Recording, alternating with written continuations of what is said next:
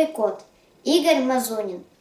Когда-то давно жил я в стареньком доме. С тех пор пролетел не один уже год. И всем его жителям было известно, насколько уродлив был местный наш кот. Уродливый кот был всегда узнаваем. Он был одноглазый и с ухом одним. И знал он, как трудно на свете бывает, когда ты один и никем не любим. Оторванный хвост и поломанная лапа срослась под каким-то неверным углом, и множество шрамов. А был он когда-то приятным на вид полосатым котом.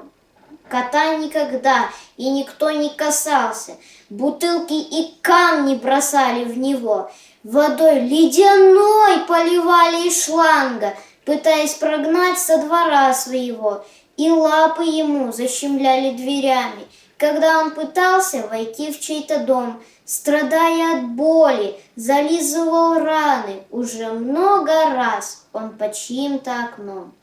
Но все удивлялись, насколько отважен был этот невзрачный уродливый кот, и если из шланга его поливают, он мокнет покорно, но не отойдет.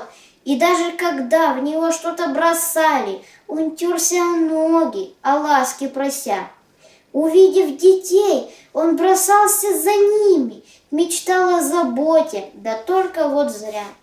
Не мог он понять, почему в целом мире не встретить того, кто бы смог приютить. И хоть он уродлив и грязен снаружи, но с чистой душой и умеет любить. Однажды кота покусали собаки, что жили напротив в соседнем дворе. Послышался лай и о помощи крики. Спустился я вниз. Кот лежал на земле. Уродливый кот был ужасно искусан. Все тело в крови, он почти умирал, пытаясь укрыться от страха и боли, свернувшись в клубок, неподвижно лежал. Он знал, наступает конец грустной жизни, и след от слезы пересек его лоб. Я нес его в дом, он хрипел, задыхался. Мне стало вдруг плохо, меня било зноб. Я чувствовал то, как ему было больно, и как тяжело ему просто вздохнуть.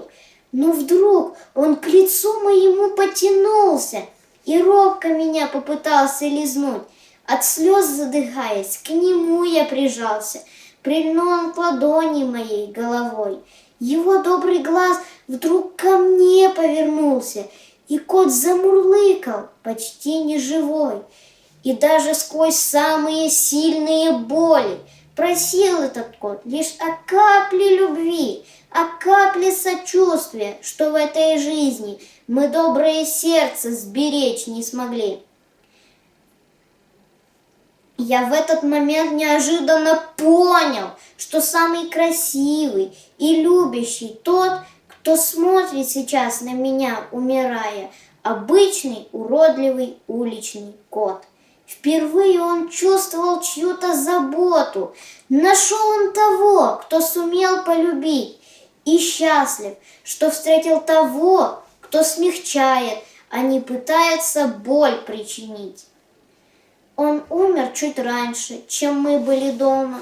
Я сел у подъезда с котом на руках. Держал его долго, пока не стемнело. В душе поселились тревога и страх. Ведь я осознал, что несчастный калека меня изменил за один только миг.